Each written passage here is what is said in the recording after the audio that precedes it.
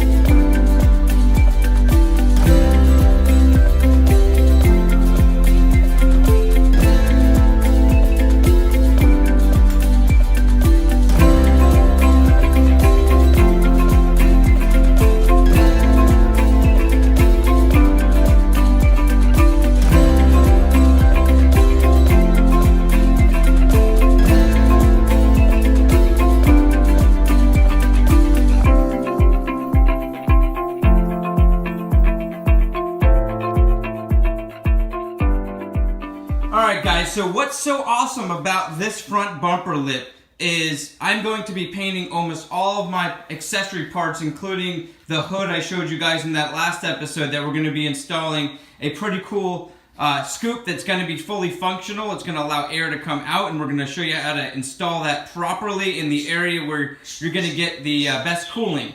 And this, mostly for looks, but is going to allow air to flow up into the radiator area a little bit better, give us lower center of gravity, is already painted, or not painted, pretty much the same color we're going to be going. So we don't even have to touch this. And the kit comes with mounting brackets. So we're going to be able to mount this thing very easily.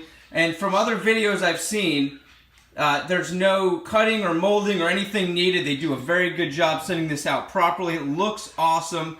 And this is IKON Motorsports. Let me come around this way so you can see the name on the box. I'm going to leave a link in the description. 70 bucks, guys, shipped out to me.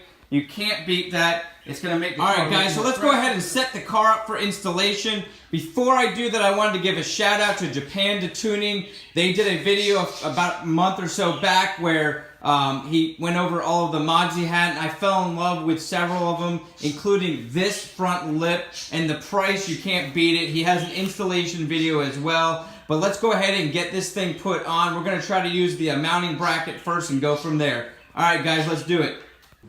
Alrighty, so we got the car jacked up. This seems like it's going to be a pretty easy project. I've already pre-mounted the piece up, and it seems like it fits right into place. Not going to need any cutting or molding adjustments, which is freaking awesome. Most of the time with these, you have to do some sort of finagling. Sometimes you got to do some cutting, some molding. But with this, they did a very good job of getting it pre-molded. They shipped it in a great box that kept it that way. And they did include this little set of different ways that you can mount it. So, it included some of these push pins. And at first observation, you can see they drilled a couple holes here, some holes down here, along there, and obviously on the other side too. So what I've come to the conclusion is I think I can fit a push pin in here, okay, and then we can use either these brackets and screws. They did include some rivets, which I don't have a rivet gun, so we're gonna kind of toss those off to the side, but they did include some screws that I believe that we can just screw right in, and we can see if these mount up. Now there's no instructions, that's why I'm saying we can kind of see how this goes. I couldn't find any videos online to see what other people did, but Japanda Tuning did have a video where he used rivets, so we're going to try using the other parts that they included in this box, so let's get started now.